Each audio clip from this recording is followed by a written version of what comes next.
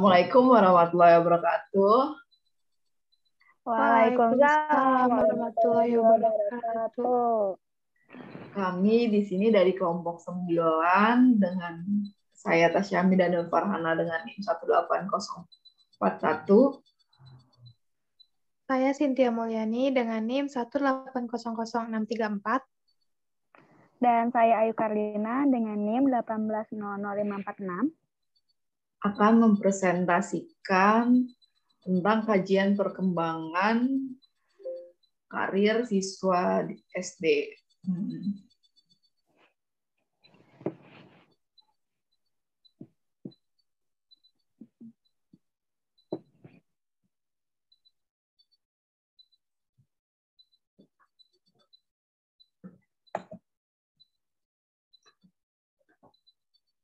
Pengertian karir. Karir adalah perjalanan hidup individu yang ditandai dengan keberhasilan dan kebermaknaan personal dan finansial. Dalam pandangan Super atau Munandir pada tahun 1996, karir merupakan proses kehidupan panjang hayat. Karir mulai tampak sejak tahap pertumbuhan karir yang ditandai dengan adanya sikap keingintahuan anak terhadap jenis karir tertentu sampai penurunan. Dengan adanya dorongan keingintahuan anak mulai mengeksplorasi karir yang menarik baginya. Pada akhir masa pertumbuhan karir, keingintahuan dan eksplorasi yang anak lakukan ditunjang dengan berkembangnya kapasitas-kapasitas dasar individu. Jika anak usia sekolah dasar berada pada tahap ini, maka salah satu tugas orang tua atau guru adalah memfasilitasi tahap pertumbuhan karir mereka. Jadi, karir itu biasanya ketertarikan seseorang terhadap suatu misalnya kayak pekerjaan atau hobi seperti itu yang ingin dia perdalami seperti itu. Terus selanjutnya tujuan bimbingan karir. Nah, biasanya bimbingan karir di SD itu bertujuan untuk yang pertama itu membantu siswa mengenal macam-macam dan ciri-ciri dari berbagai jenis pekerjaan yang ada. Jadi guru itu menjelaskan tentang jenis-jenis pekerjaan yang ada di sekitarnya. Terus dengan begitu siswa akan mengenal pekerjaan apa aja yang ada di sekitarnya dan bagaimana ciri-ciri dari pekerjaan tersebut. Terus selanjutnya ada membantu siswa merencanakan masa depan. Dengan bimbingan karir, siswa udah tahu akan kemana arahnya nanti ia di masa depan, seperti itu. Nah, selanjutnya membantu siswa menyadari perubahan-perubahan dunia kerja dan arah pekerjaan. Jadi siswa itu udah tahu nih nanti pas dia udah di kedepannya itu akan kerja di mana, akan mengambil pekerjaan seperti apa. Terus selanjutnya membantu siswa menyesuaikan keterampilan, kemampuan, dan minat dengan jenis pekerjaan. Jadi siswa udah tahu dengan skill yang dia punya, keterampilan yang dia miliki, dan kemampuan yang dia miliki, ia akan condong memilih dari orang tua. Seperti itu. Selanjutnya akan dijelaskan oleh teman saya.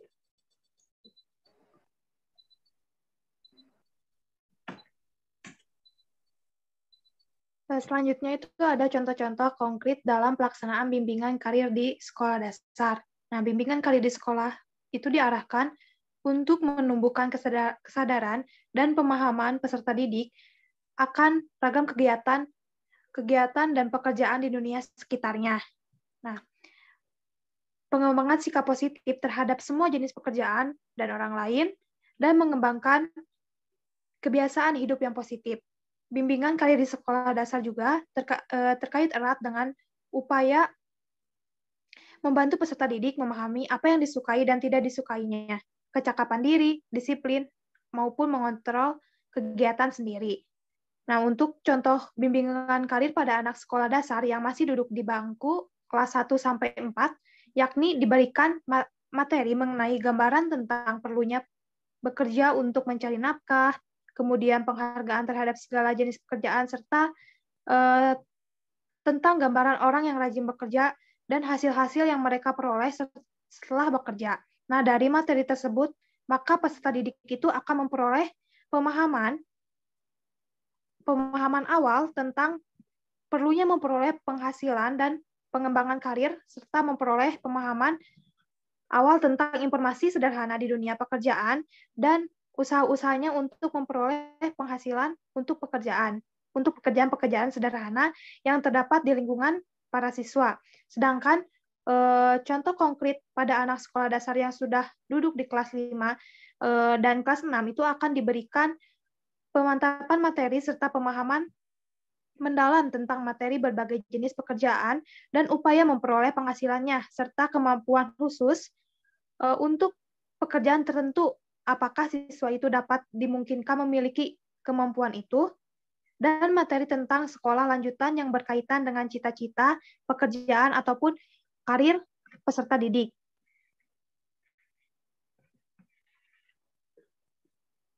Jadi dengan adanya layanan bimbingan karir, individu itu akan mampu menentukan dan mengambil keputusan secara tepat dan bertanggung jawab dengan keputusan yang diambilnya, sehingga mereka itu mampu mewujudkan dirinya secara bermakna.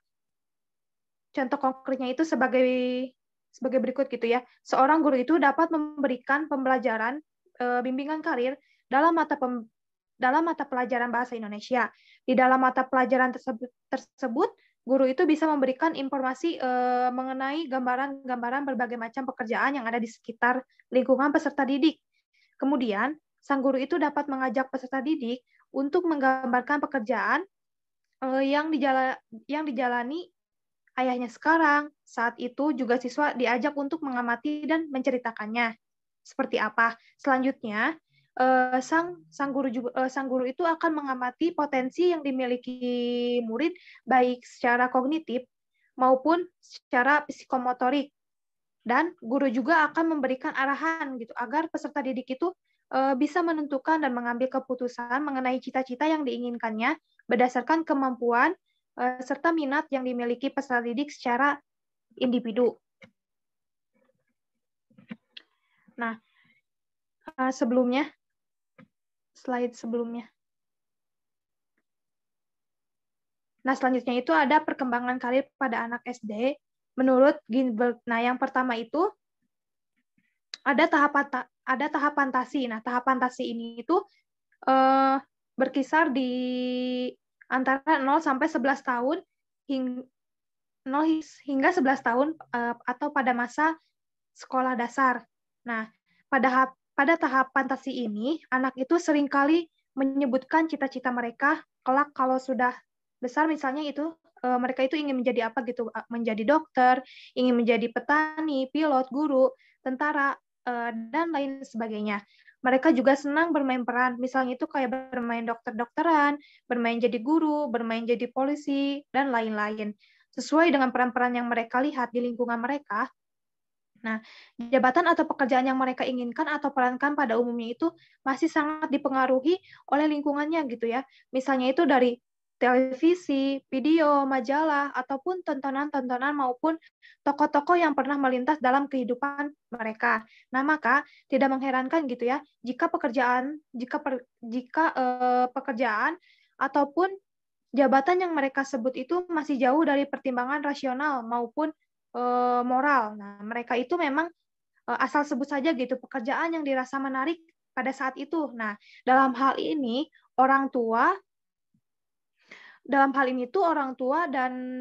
pendidik itu tidak perlu cemas ataupun gelisah jika suatu ketika anak ternyata menyebutkan gitu atau menginginkan pekerjaan yang jauh dari harapan orang tua ataupun pendidik. Nah, dalam tahap ini anak itu belum mampu gitu ya memilih jenis pekerjaan ataupun sebuah jabatan secara rasional dan objektif. Nah, karena mereka itu belum mengetahui bakat, minat, dan potensi mereka yang sebenarnya gitu ya. Mereka itu sekedar berfantasi saja gitu secara bebas. Nah, yang sifatnya sama sekali tidak mengikat gitu.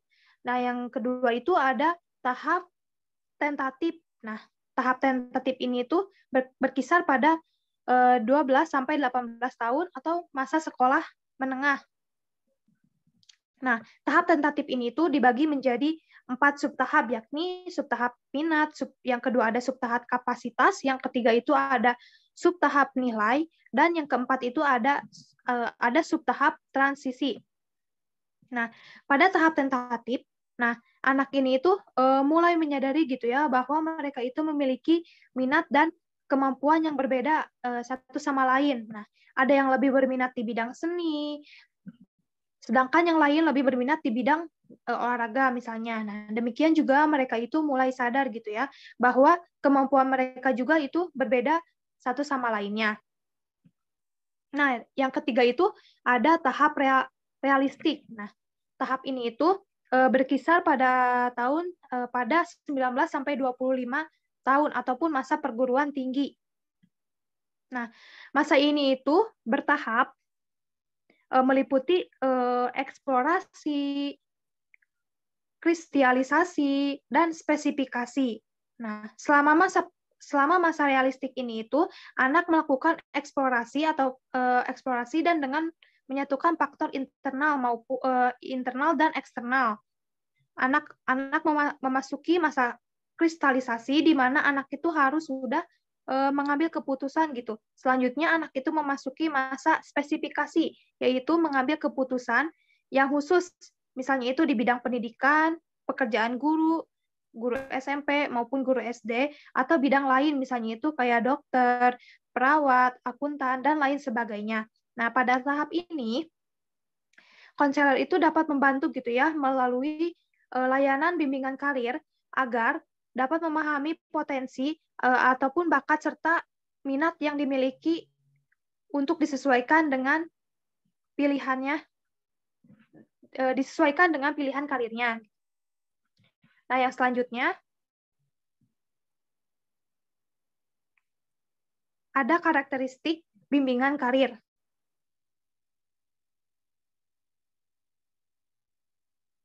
Nah, yang pertama itu karakteristik bimbingan karir ini tuh semua aspek perkembangan manusia, mulai dari sosial, fisik, emosi, dan pendidikan gitu, saling berkaitan gitu ya satu sama lain, tak terkecuali perkembangan karir ini. Nah, perkembangan karir ini tuh merupakan bagian dari perkembangan manusia, karena yang pertama itu ada perkembangan terjadi gitu sepanjang hidup manusia. Nah, hal ini tuh dapat digambarkan dalam batas-batas kematangan yang merujuk kepada tahap perkembangan yang dicapai. Nah, lalu yang kedua itu ada perkembangan individu dipengaruhi oleh faktor pembawaan dan lingkungan. Nah, hal tersebut itu berarti bahwa faktor psikologis, faktor sosiologis, pendidikan, ekonomis, dan fisik terpengaruhi terhadap perkembangan individu. Lalu yang ketiga itu ada perkembangan adalah proses yang kontinu gitu. Perkembangan individu ini tuh dapat dibantu gitu ya melalui intervensi seawal mungkin dan berlangsung sepanjang hidup. Nah, ini berarti bahwa program yang hanya berpusat pada tahap perkembangan tertentu akan mengurangi efektivitas perkembangannya. Nah, sekalipun perkembangan itu kontinu, ada aspek-aspek yang dominan gitu ya dalam berbagai periode perkembangan. Selanjutnya yang terakhir itu ada perkembangan individu mencakup diferensi dan integrasi konsep diri dan persepsi tentang dunianya gitu. Nah, strategi intervensi ini tuh harus dirancang untuk membantu individu pada saat berada dalam kematangan normal daripada intervensi yang bersifat remedial gitu. Program intervensi ini tuh termasuk bimbingan karir yang harus memperhatikan keragaman individual tersebut. Nah, selanjutnya akan dilanjutkan oleh Ayu. Nah, baik, selanjutnya ada teknik-teknik pelaksanaan bimbingan karir. Bimbingan karir di sekolah dasar dapat dilaksanakan dengan berbagai teknik, seperti ada satu terpadu dengan KBM. Nah, teknik ini merupakan teknik yang paling memungkinkan, mengingat pelaksana bimbingan di SD adalah guru kelas. Nah, dalam teknik terpadu, guru hendaknya dapat memasukkan materi mengenai bimbingan karir ke dalam pembelajaran. Seperti hanya tadi yang sudah dicontohkan oleh Cynthia yang dalam pelajaran bahasa Indonesia, guru bisa ketika membahas lingkungan keluarganya, guru dapat bertanya apa pekerjaan ayahnya, apa pekerjaan omnya, tantenya, sehingga anak bisa mengetahui dan mengenali berbagai macam jenis karir yang ada. Lalu yang kedua, ada paket bimbingan karir. Nah, pada pola paket bimbingan karir, ini terdiri dari 4 paket, terdiri dari 1 topik dan subtopik pembahasan. Di antaranya adalah ada paket 1 tentang pemahaman diri, yang terdiri dari subtopik bakat, minat, keadaan fisik, keadaan sosial, ekonomi, budaya, serta cita-cita. Dan paket 2 tentang pemahaman lingkungan, terdiri dari subtopik untuk kelas 1 dan 2, yakni kemungkinan jabatan dan informasi jabatan serta informasi pekerjaan. Nah, untuk kelas 3 dan 4, terdapat subtopik pengantar pemahaman lingkungan, informasi jabatan, dan wira swasta. Untuk kelas 5, terdapat subtopik informasi pendidikan dan pembangunan, kemungkinan jabatan, wira swasta. Lalu, paket 3 tentang hambatan dan cara mengatasi yang terdiri dari subtopik prasangka, hambatan dari diri sendiri, dan hambatan dari luar. Dan yang paket 4 tentang perencanaan masa depan dengan subtopik informasi diri dan lingkungan, cita-cita, dan gaya hidup, serta rencana untuk masa depan. Lalu, teknik yang ketiga adalah menulis bacaan. Nah, dalam hal ini, guru dapat memberikan stimulus kepada siswa dengan memberikan bacaan-bacaan. Bisa berupa surat kabar, majalah, dari media elektronik, dan lain-lain. Nah, yang keempat, ada teknik yang berasal dari narasumber. Nah, wawasan murid tentang dunia pekerjaan dapat pula diperoleh dengan mendatangkan narasumber secara langsung ke sekolah untuk berdialog langsung dengan anak-anak. Dapat pula siswa ditugaskan untuk berdialog dengan orang tuanya masing-masing mengenai karir yang dijalani oleh orang tuanya. Lalu yang kelima ada tahap pengamatan. Nah, dalam hal ini anak-anak dapat diajak untuk jalan-jalan ke suatu tempat. Kemudian anak-anak dapat diberikan tugas untuk melakukan pengamatan dan tentang jenis-jenis pekerjaan apa saja yang ditemukan mereka secara real atau secara asli. Dan yang keenam, ada melalui teknik cerita. Nah, murid usia SD sangat menyenangi cerita. Oleh karena itu, guru dapat melaksanakan bimbingan karir melalui cerita. Guru dapat menceritakan biografi tokoh-tokoh yang terkenal kepada siswanya agar siswanya merasa tertarik dengan karir-karir yang dimiliki oleh orang-orang hebat tersebut. Nah, cerita ini bisa divisualisasikan melalui boneka, media gambar, ataupun cerita saja secara langsung. Lalu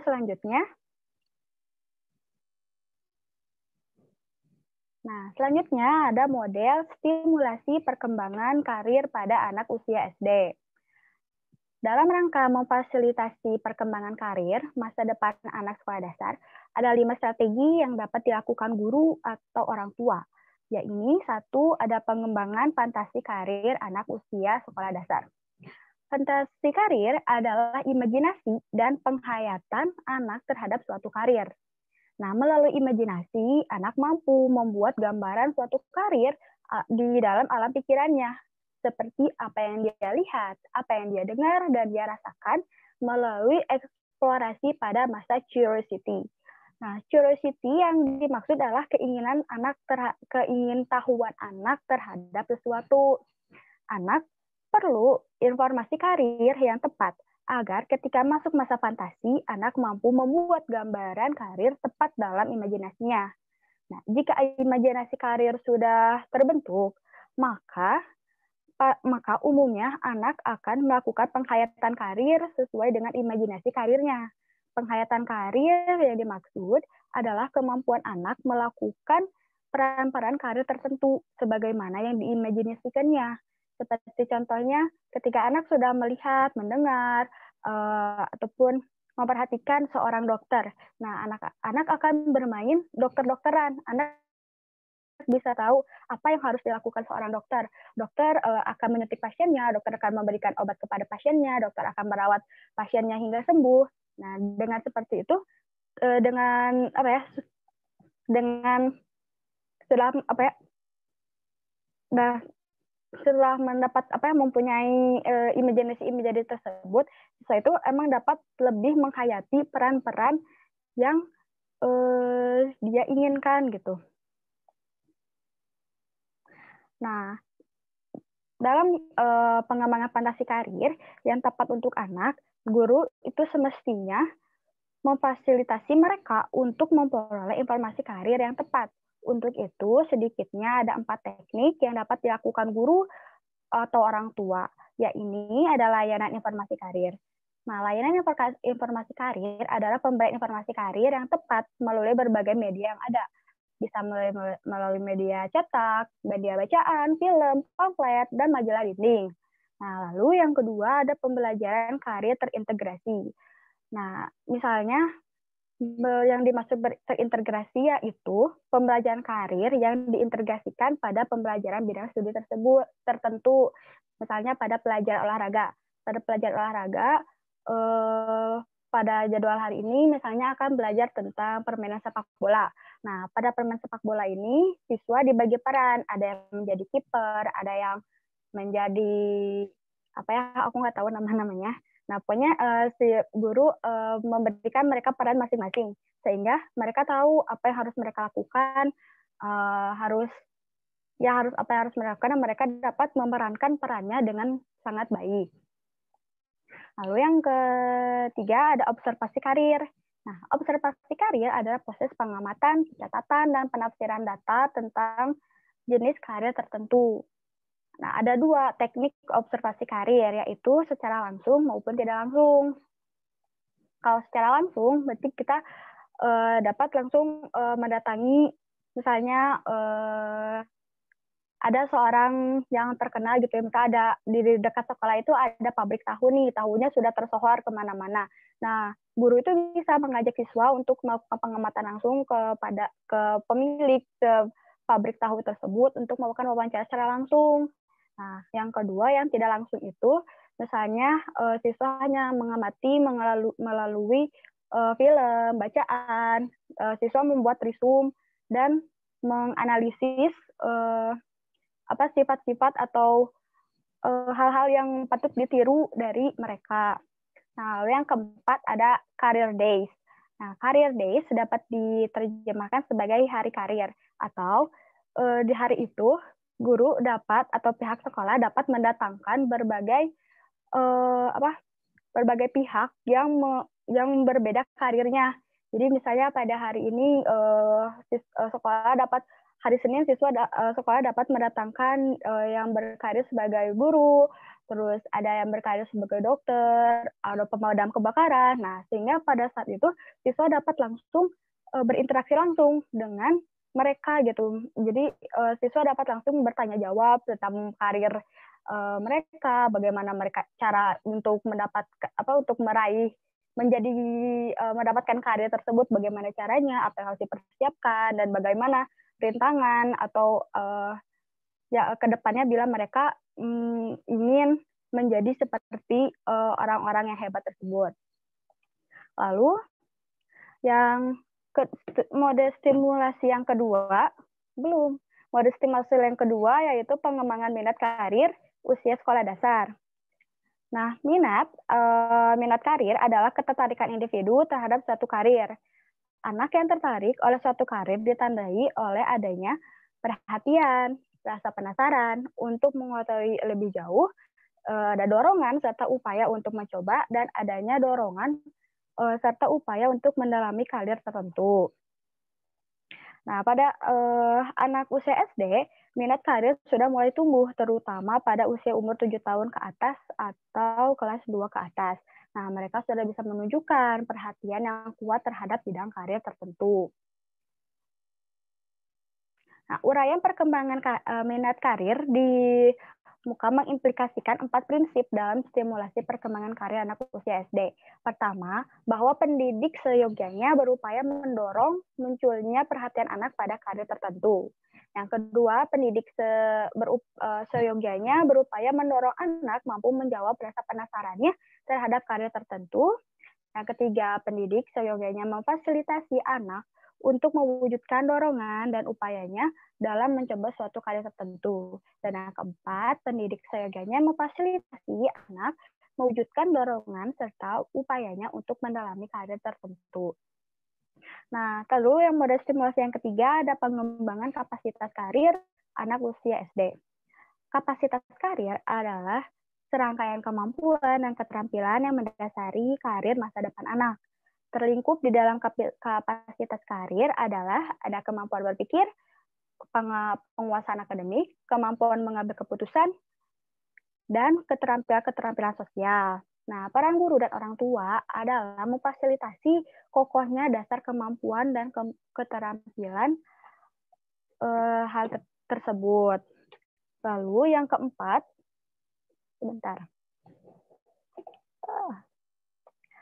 Lalu yang stimulus yang keempat ada penyesuaian ciri dan faktor anak sekolah dasar. Nah, teori yang ini tuh berhubungan dengan teori ciri dan faktor yang dikembangkan oleh Frank Pearson pada tahun 1999. Nah, Pearson percaya bahwa kecocokan antara ciri pribadi dan persyaratan kerja merupakan kunci keberhasilan karir seseorang. Menurutnya, semakin cocok antara ciri pribadi individu dengan persyaratan kerja, maka semakin besar peluang individu untuk produktif dan puas dalam karirnya. Jadi, akar teorinya ialah kecocokan orang dengan pekerjaan. Nah, lalu yang kelima ada orientasi karir bagi anak sekolah dasar. Nah, orientasi karir yang dimaksud ialah kesiapan individu untuk membuat keputusan-keputusan yang tepat. Nah, misalnya anak dituntut untuk mampu menentukan pilihan lanjutan setelah lulus SD. Apakah anak akan melanjutkan ke sekolah menengah pertama atau akan melanjutkan ke sanawiyah. Nah, menurut Sharp, pengetahuan yang dapat mendasari pengambilan keputusan karir adalah pengetahuan tentang satu, langkah-langkah pembuat keputusan karir, yang kedua, kesesuaian suatu karir dengan kemampuan, bakat, dan minat, yang ketiga, pengetahuan tentang pentingnya pengambilan keputusan karir secara mandiri. Nah, lalu kemampuan menggunakan pemikiran ialah memfungsikan pemikiran dalam membuat keputusan karir, yaitu diantaranya ada mampu membuat keputusan karir secara rasional, mampu memperkirakan konsekuensi dari keputusan karir yang diambil, dan mengantisipasi resiko yang akan dihadapi dari keputusan yang diambil. Nah, sekian dari kami. Sudah.